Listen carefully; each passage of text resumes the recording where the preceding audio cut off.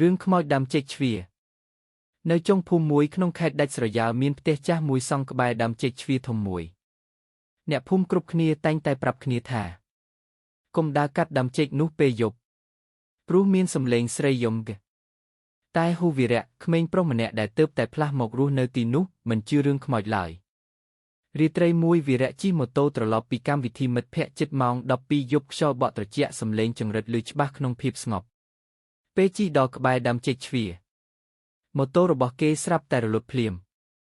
អីចឹងទៀតហើយហ៊ូវីរៈខណៈព្យាយាមធាក់ម៉ូតូភ្លាមនោះគេឮសំឡេងស្រីម្នាក់យំស្រែកតិចពីក្រោយដើមចេកជួយខ្ញុំផងវីរៈបេះដូងលោតញាប់តែគេនៅតែដើរទៅមើលក្រោមពន្លឺព្រះច័ន្ទស្រអាប់គេឃើញនារីសក់វែងស្លៀកស្ពណ៌អង្គុយយំផ្អែកដើមចេកបងខ្ញុំរកផ្លូវទៅផ្ទះមិនឃើញវីរៈស្ទាក់ស្ទើរតែក៏សួរផ្ទះនៅណានារីនោះលើកដៃចង្អុលទៅព្រៃខាងក្រោយតែពេលវីរៈមើលតាមដៃនាងហើយបង្វិលមកវិញមុខនាងបាត់សាច់សតែភ្នែកខ្មៅធំហើយមាត់ញឹមដល់ត្រចៀកឯងមកជំនួសខ្ញុំបានហើយវីរៈស្រែកហើយរត់តែជើងរបស់គេដូចជាត្រូវអ្វីមួយចាប់គេមើលចុះក្រោមឃើញសក់ខ្មៅវែងរុំជើងគេជាប់សំឡេងស្រីនោះសើចខ្លាំងជុំវិញដើមចេកអ្នកណាឃើញខ្ញុំមិនដែលត្រឡប់ទៅវិញទេព្រឹកឡើងអ្នកភូមិឃើញតែម៉ូតូរបស់វីរៈដួលក្បែរដើមចេកជ្វាតែវីរៈបាត់ខ្លួនគ្មានដានចាប់តាំងពីថ្ងៃនោះមករយប់ម៉ោង12អ្នកដំណើរតែងឃើញបុរសម្នាក់ឈរក្បែរដើមចេកជ្វាហើយនិយាយស្រាលថាជួយខ្ញុំផងក្រោយពីវីរៈបាត់ខ្លួនអ្នកភូមិទាំងមូលចាប់ផ្ដើមភ័យខ្លាចខ្លាំងជាងមុនគ្មាននរណាហ៊ានដើរកាត់ផ្លូវក្បែរដើមចេកជ្វាទៀតទេជាពិសេសពេលយប់តែគូដារ៉ាយមិត្តស្និទ្ធរបស់វីរៈមិនជឿថាមិត្តរបស់ខ្លួនស្លាប់ឡើយគេជឿថាវីរៈនៅមានជីវិតសំវែមួយកន្លែងរាត្រីមួយតារាកាន់ភ្លើងពើនិងកាមេរ៉ាដើរទៅកាន់ដើមចេកជ្វាតែម្នាក់ឯង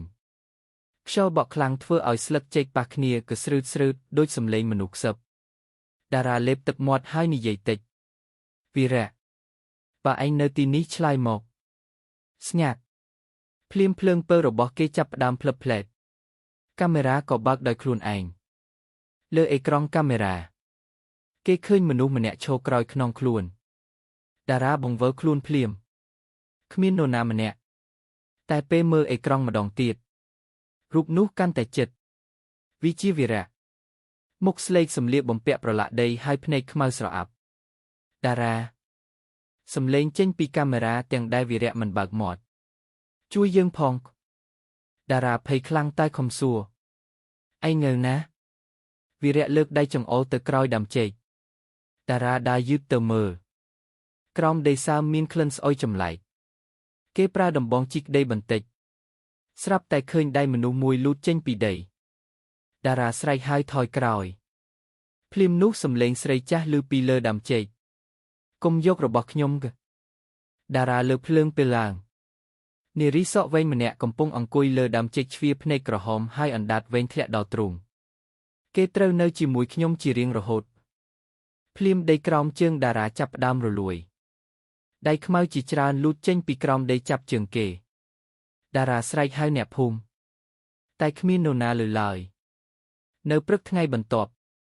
អ្នកភូមិឃើញតែកាមេរ៉ាមួយដាក់ក្រោមដើមចេកក្នុងវីដេអូចុងក្រោយមានតែរូបតារាសម្លឹងកាមេរ៉ាទឹកភ្នែកហូរហើយនិយាយថាកុំមកទីនេះនាងមិនអោយអ្នកណាចេញទេបន្ទាប់ពីតារាបាត់ខ្លួនភូមិនោះកាន់តែស្ងប់ស្ងាត់អ្នកភូមិចាប់ផ្ដើមនាំគ្នាផ្លាស់ទីចេញព្រោះរាល់យប់តែងឮសំឡេងមនុស្សយំជុំវិញដើមចេកជ្វាមានតែមនុស្សចាស់ម្នាក់ឈ្មោះកតាហ៊ុនប៉ុណ្ណោះដែលដឹងអាចកំបាំងពិតយប់មួយគាត់ហៅអ្នកភូមិដែលនៅសល់មកប្រាប់ថាខ្មោចនោះមិនមែនកើតចេញពីដើមចេកទេតែវាកើតពីកម្មអាក្រក់របស់មនុស្ស30ឆ្នាំមុនមានស្រីក្រមុំម្នាក់ឈ្មោះកស្រីនាងគ្រោះនៅភូមិនេះនាងមានផ្ទៃពោះជាមួយបុរសអ្នកមានម្នាក់តែបុរសនោះមិនទទួលស្គាល់កូនឡើយថ្ងៃមួយស្រីនាងត្រូវគេនាំទៅសម្លាប់ហើយយកសាកសពទៅកប់ក្រោមដើមចេកជ្វាដើម្បីលាក់រឿងអាស្រូវមុនស្លាប់នាងបានស្បត់ថាអ្នកណាដែលឆ្លងកាត់ទីនេះនឹងមិនអាចគេចពីខ្ញុំបានទេតាហ៊ុនដកដង្ហើមវែងវីរៈនិងតារាមិនបានស្លាប់ទេព្រលឹងពួកគេត្រូវនាងចាប់ទុក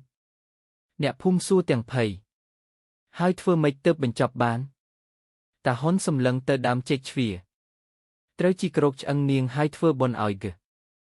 យប់នោះអ្នកភូមិមួយក្រុមកាន់ចង្គៀងនិងអាចារ្យទៅកាន់ដើមចេកជ្វាខ្យល់បក់ខ្លាំងមិនធម្មតាសំឡេងស្រីយំលឺពេញព្រៃពេលពួកគេចាប់ផ្ដើមជីកដីស្រាប់តែដើមចេកទាំងមូលរញ្ជួយសក់ខ្មៅវែងធ្លាក់ចុះពីលើដើមហើយស្រីនាងបង្ហាញខ្លួនភ្នែកហូរឈាមមាត់ញឹមគួរឲ្យខ្លាចអ្នកណាហ៊ានយកខ្ញុំទៅភ្លាមវីរៈនិងតារាក៏លេចមុខពីក្រោយដើមចេកតែអ្នកទាំងពីរមុខស្លេកដូចមនុស្សស្លាប់ជួយពួកយើងផងអាចារ្យឲ្យចាប់ផ្ដើមសូត្រមន្តខ្លាំងអ្នកភូមិជីកដីកាន់តែលឿនរហូតឃើញប្រអប់ឈើចាស់មួយក្នុងនោះមានឆ្អឹងមនុស្សនិងក្រមាពណ៌ក្រហមប្រឡាក់ឈាមភ្លាមនោះស្រីនាងស្រែកយ៉ាងខ្លាំងរហូតដើមចេកបាក់ធ្លាក់ខ្យល់ក៏ស្ងប់ភ្លាមពេលពន្លឺថ្ងៃរះឡើងវីរៈនិងតារាដួលសន្លប់នៅក្បែរគុម្នរដីតែអ្នកទាំងពីរនៅមានដង្ហើមអ្នកភូមិនាំគ្នាធ្វើបុណ្យឧទ្ទិសឲ្យស្រីនាងចាប់តាំងពីថ្ងៃនោះមកមិនមានសម្លេងយំឬមនុស្សបាត់ខ្លួនទៀតឡើយតែអ្នកខ្លះនិយាយថានៅរាត្រីភ្លៀងខ្លាំងបាដាកាត់ទីនោះគេនៅតែឮសម្លេងស្រីខ្សឹបតិចថាកូនខ្ញុំនៅឯណា